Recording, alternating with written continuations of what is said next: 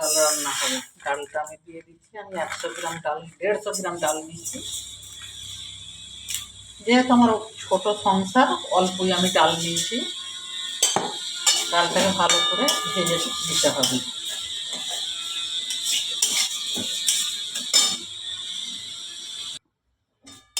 ডালটা আমার ভাজা হয়ে এসেছে।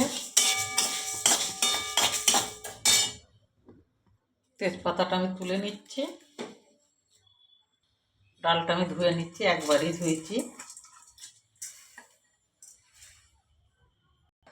তেজপাতাগুলো আমি দিয়ে দিচ্ছি। একটু হলুদ গুঁড়ো দিচ্ছি। হলুদ গুঁড়ো দিলেও হবে, না দিলেও হবে, যেহেতু সবজিগুলোই দিতে হবে। ডালটা আমার সিদ্ধ হয়ে গেছে।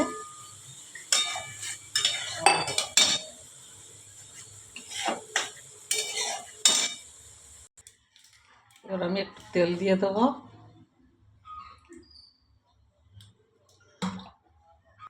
একটু ঘি দিয়ে দিচ্ছি। এবার আমি গাজরটা দিয়ে দিলাম। যেহেতু গাজরটা শক্ত, ওটাকে আগেই দিতে হবে, ওটাকে আগে ভেজে দিতে হচ্ছে।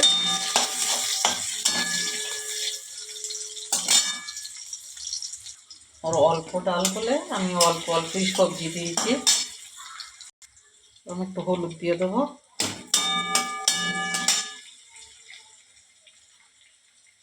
দিয়ে বিম কড়াই দিচ্ছি। একটু নুন দিয়ে দিলাম। এগুলো তাড়াতাড়ি সিদ্ধ হয়ে যাবে। এবার আমি কপিটা দিয়ে দেবো।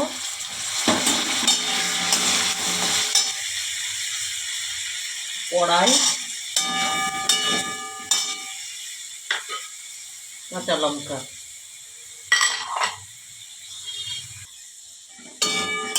ভালো করে ভেজে নেবো। এগুলো আমার সিদ্ধ হয়ে গেছে।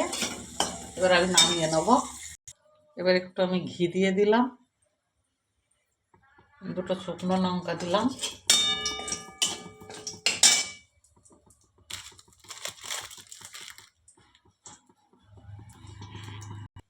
দুটো এলাচ দিলাম। একটু জিরে দিলাম।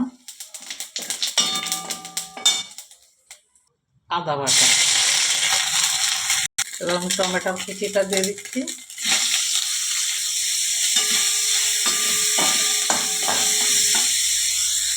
টমেটোটা নরম হয়ে গেছে, সবজিগুলো দিয়ে দেবো।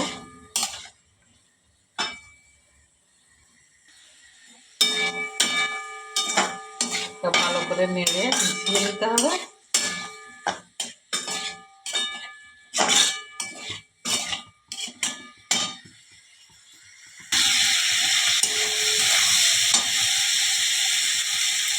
এবার ডালটা দিয়ে দেবো।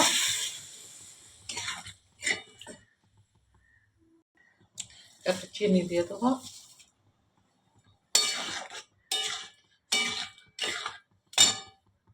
এটা হচ্ছে ভাজা মশলা। এটা জিরে আর শুকনো লঙ্কা ভেজে ভাজা মশলা করা। এটা অবশ্যই দিতে হবে।